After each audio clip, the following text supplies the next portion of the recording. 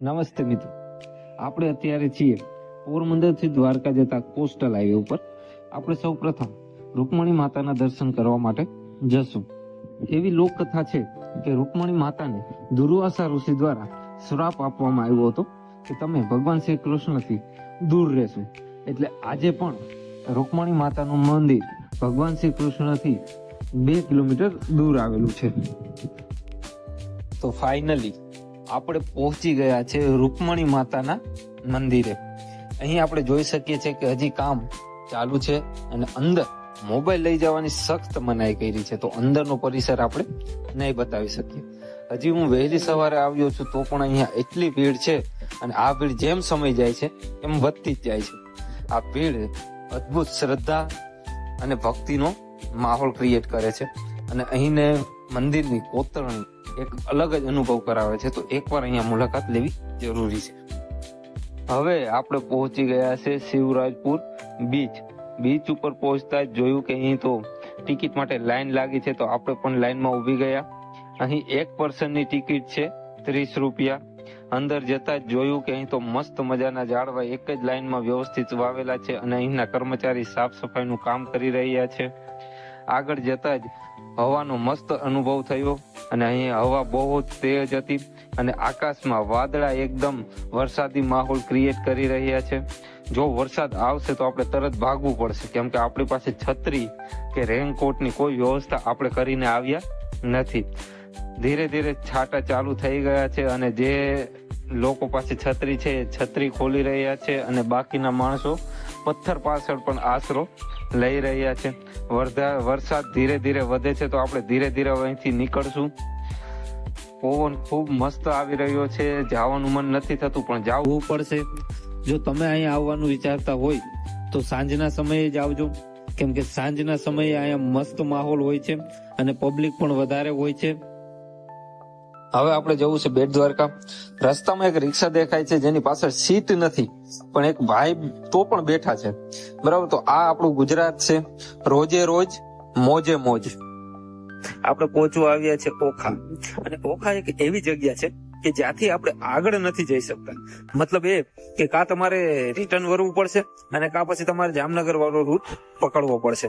અને અહીંયા બહુ જ હોડીઓ જોઈ મેં, એમાં એટલી હોડી મેં ક્યારેય મારી જિંદગીમાં અત્યાર સુધીમાં નથી જોઈ. બરોબર, આ દરિયાકાંઠો છે અને અહીંયા કેટલી બધી હોડીઓ છે. કહીએ તો સમજી લો 5000 સમથિંગ તો હોડીઓ હશે જ. જ્યાં જ્યાં નજર પહોંચે ત્યાં સુધી હોડીઓ જ દેખાય છે. તમે પણ જોવ કેટલી હોડીઓ છે. એટલી હોડીઓ મેં ક્યારેય હજી સુધી નથી જોઈ. અને જે લોકો દરિયાકાંઠાથી દૂર રહે છે ને એના માટે તો આ જગ્યા બહુ જ મસ્ત છે, કેમ કે એને ક્યારે આવો નજારો નહીં જોયો હોય. અને જો આ બાજુ આવે તો આ નજારો તમને જોવા અવશ્ય મળશે. તો ક્યારેક આવો આ બાજુ અને આનો લાભ લો. મિત્રો, સામે જે બ્રિજ દેખાય છે ને એનું નામ છે સુદર્શન સેતુ. આ બ્રિજ છે ને એ ઓખા અને બેટ દ્વારકાને જોડતો બ્રિજ છે જે સમુદ્રની ઉપરથી જાય છે. સમથિંગ 1-2 કિલોમીટર જેટલું અંતર હશે. અને આ પહેલા જયારે આ બ્રિજ નહોતો એ પહેલા જો સામે ઓખાનું બંદર દેખાય છે, ત્યાંથી હોડી મારફતે આપણે આ બાજુ બેટ દ્વારકા તરફ આવતા હતા. બરાબર, એમાં સમથિંગ અડધી કલાક જેવો ટાઈમ લાગતો હતો.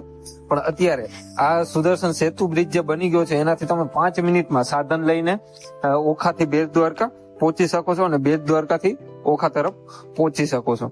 અને અહીંયા આ બ્રિજ ઉપર ઉભા રહીને તમે મસ્ત ફોટા તમે પાડી શકો છો. એટલો સુંદર નજારો અહીંયા છે ને, અદ્ભુત કુદરતી દ્રશ્યો એક બાજુ તમને જોવા મળશે, એક બાજુ તમને ઓખા અને બેટ દ્વારકા જોવા મળશે અને સમુદ્ર જોવા મળશે.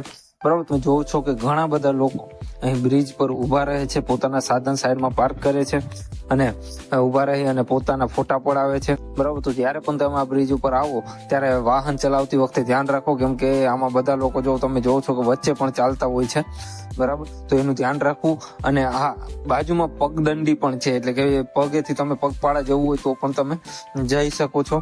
બરાબર, ને અહીંયા બહુ મસ્ત નજારા જોવા મળે છે. તો તમે પણ અહીંયા ઉભી અને ફોટા પડાવજો. અહીંયા ફૂલ ઝડપથી પવન ફૂંકાય છે, કેમ કે આ બ્રિજ દરિયાની વચ્ચે આવેલો છે અને અહીંયા સ્ટ્રીટ લાઇટો પણ વચ્ચે ગોઠવેલી છે. તો રાતના સમયે અહીંયા બહુ મસ્ત નજારો હશે જોવાલાયક. તો તમે બધા આનો જરૂર લાભ લેજો અને એકવાર જરૂર અહીંયા મુલાકાત લેજો. બેટ દ્વારકામાં મંદિરની અંદર વિડીયો ઉતારવાની સખ્ત મનાઈ હતી, એટલે મોબાઈલ મને ના લઈ જવા દીધો. પણ બેટ દ્વારકામાં જ એક જગ્યા આવેલી છે સોને કી દ્વારકા પાવન ધામ. એ રૂક્ષ્મણી માતાનું મહેલ કહેવામાં આવે છે. ત્યાં આપણે પર પર્સન 40 રૂપિયા ટિકિટ છે અને ત્યાં ભગવાન શ્રી કૃષ્ણએ નાનપણથી જે લીલા કરી છે એ બધી જ વસ્તુઓ મહાભારત ને બધું જ આપણને મૂર્તિઓ દ્વારા સમજાવવામાં અને દેખાડવામાં આવ્યું છે. તો મેં થોડીક મૂર્તિઓના ફોટા લીધા છે, તો હું તમને શોર્ટમાં અહીં બતાવું છું. આના સિવાય જે એ સમયે જે ઋષિ મુનિઓ થઈ ગયા છે એની મૂર્તિઓ પણ આપણને અહીં જોવા મળશે, અથવા જે ભક્તો થઈ ગયા છે એની મૂર્તિઓ પણ આપણને અહીંયા જોવા મળશે. આ ઉપરાંત જે આપણા દેશમાં 12 જ્યોતિર્લિંગ આવેલા છે એના દર્શન પણ આપણને અહીંયા કરવા મળે છે, જેમાં લખેલું હોય છે કે તે જ્યોતિર્લિંગનું નામ શું છે અને એ કઈ જગ્યાએ આવેલી છે. એ દર્શન પણ આપણે અહીંયા કરી શકીએ છીએ. જે આમાં નાગેશ્વર જ્યોતિર્લિંગ દેખાય છે એ અહીંયા જ આવેલી છે, તો આપણે એના દર્શન આજે કરશું. આપણે જઈ રહ્યા હતા નાગેશ્વર અને રસ્તામાં આવે છે ગોપી તળાવ. ગોપી તળાવ એ ભગવાન શ્રી કૃષ્ણ અને ગોપીઓ સાથે જોડાયેલું સ્થળ માનવામાં આવે છે. અહીંની જે ગોપી તળાવની માટી છે એને ગોપી ચંદન તરીકે ઓળખવામાં આવે છે અને એનું ધાર્મિક મહત્વ ઘણું છે. અત્યારે ખૂબ ઓછું પાણી છે આ તળાવમાં, પણ અત્યારે તો બી શ્રદ્ધાળુઓ ખૂબ મોટી સંખ્યામાં અહીં મુલાકાતે આવે છે.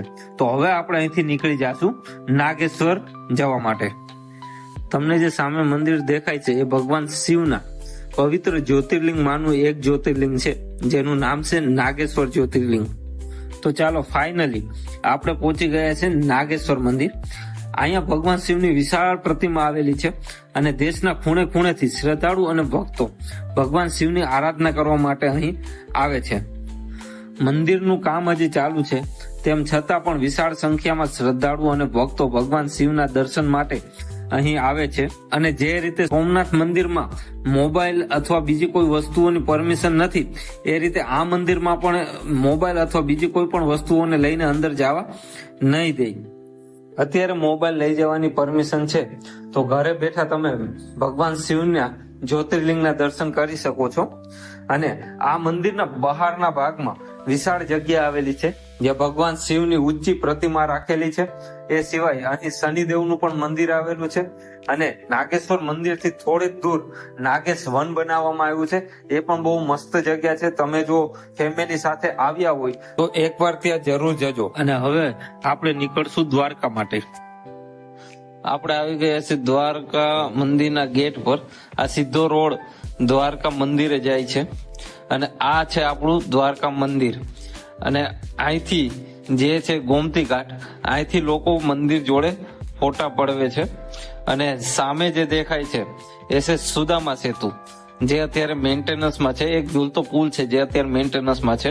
અને અહીંયા મોબાઈલ લઈ જવાની સખ્ત મનાઈ છે, એટલે અહીંના આપણે વધારે વ્યૂ કેચઅપ કરી શક્યા નથી. તો આપણે આજનો વ્લોગ આપણો અહીંયા સમાપ્ત કરીએ છીએ. જો તમને પસંદ આવ્યો હોય તો પ્લીઝ લાઇક, શેર અને સબસ્ક્રાઇબ કરજો.